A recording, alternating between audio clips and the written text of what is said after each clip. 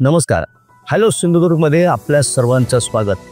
आजचा दिवस अगदी महत्त्वाचा आणि खास आहे, विशेषतः सिंधुदुर्ग जिल्ह्याच्या आणि कोकणच्या राजकारणासाठी. कारण आज एक फार महत्त्वाची राजकीय घडामोड इकडे घडते आहे. राजन तेली यांनी शिवसेनेच्या एकनाथ शिंदे गटात प्रवेश केलेला आहे. त्यासाठी निलेश राणे यांनी अतिशय चांगल्या पद्धतीनं या सगळ्या गोष्टी घडवून आणलेल्या आहेत. आणि आज दीपकभाई केसरकर, निलेश राणे, राजन तेली असं एक चांगलं समीकरण या जिल्ह्यासमोर येत आहे.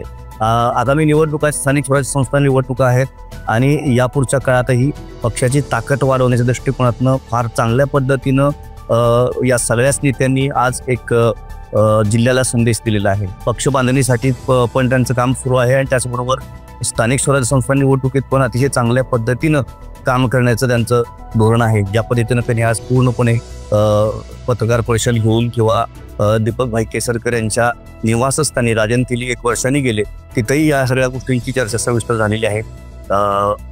विशेषतः आपण जर सावंतवाडीचा विचार केला तर सावंतवाडी नगरपालिकेच्या राजकारणामध्ये सुरुवातीपासूनच दीपक केसरकर यांचा दबदबा आहे. अगदी ज्या दिवशी आरक्षण जाहीर झालं त्या दिवशी सुरुवातीलाच त्यांनी दावा केला होता की सावंतवाडी नगर परिषदेवर आमचा नगराध्यक्ष असेल.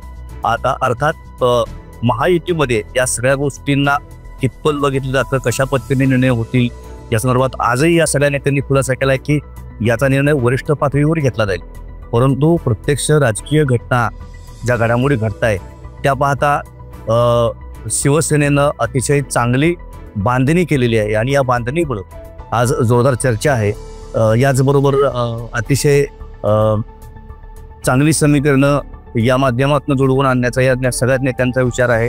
जसं की निलेश राणेंनी या सगळ्या गोष्टीमध्ये पुढाकार घेतला आणि आज ते अतिशय भक्कमपणे या सगळ्या नवीन नेत्यांना घेऊन पुढे निघालेले आहे.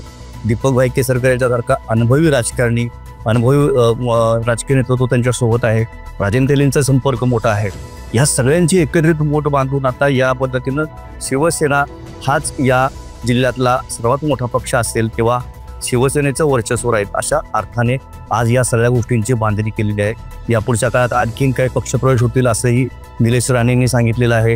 याचबरोबर राजन तेलींच्या माध्यमातून सुद्धा या सगळ्या गोष्टी होतील. तर संजीव परब यांच्यासारखा सावंतवाडी शहराचा चांगला अभ्यास असणारा नेता यांच्याकडे आहे. त्यामुळं येत्या काळामध्ये एक गोष्ट आहे की शिवसेना निश्चितपणे आपली ताकद वाढवणार आहे. शिवसेना निश्चितपणे या स्थानिक स्वराज्य संस्थांच्या मध्ये चांगली कामगिरी करणार आहे.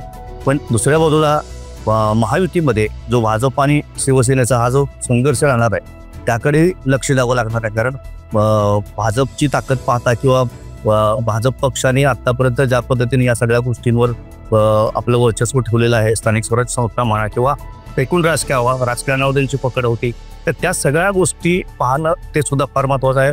भाजपची यात भूमिका काय राहील, भाजप कशा पद्धतीने काम करेल, भाजप संघर्ष करेल की नाही करणार, किंवा महायुतीचंच या सगळ्या गोष्टी स्थानिक स्वराज्य संस्थांमध्ये महायुतीचंच राजकारण चालेल, अशा पद्धतीने या सगळ्या गोष्टी आता घडतायत. पण एक गोष्ट फार महत्त्वाची आहे की निलेश राणेंनी आज जे काही आपला करिश्मा दाखवलेला आहे त्यामुळे निश्चितपणे या सगळ्या गोष्टी केवळ इथंच नव्हे तर रत्नागिरीमध्ये सुद्धा जसे सामंतांचं वर्चस्व आहे तसं इकडे 2 आमदार आहेत सिंधुदुर्ग जिल्ह्यामध्ये.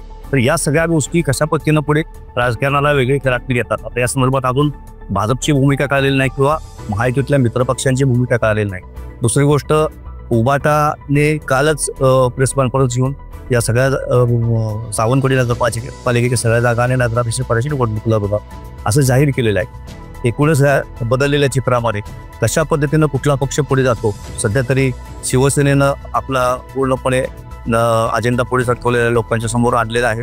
विकास कामांसाठी निधी कमी पडणार नाही, एकनाथ शिंदे साहेब त्यांच्या सोबत आहेत आणि कुठल्याही पद्धतीनं कुठल्याही कामाला निधी कमी पडणार नाही याचीही ग्वाही त्यांनी दिलेली आहे. याचा अर्थ एक संघर्षाची भूमिका टाळून विकासाच्या माध्यमातून किंवा आपलं संघटन वाढवण्याच्या दृष्टिकोनातनं या नेत्यांची अतिशय चांगल्या पद्धतीनं वाटचाल सुरू आहे. आता या सगळ्या प्रयत्नांना जनता कशी साथ देते, कोकणवासी कशी साथ देतात हे पाहणं औत्सुक्याचं ठरणार आहे. धन्यवाद.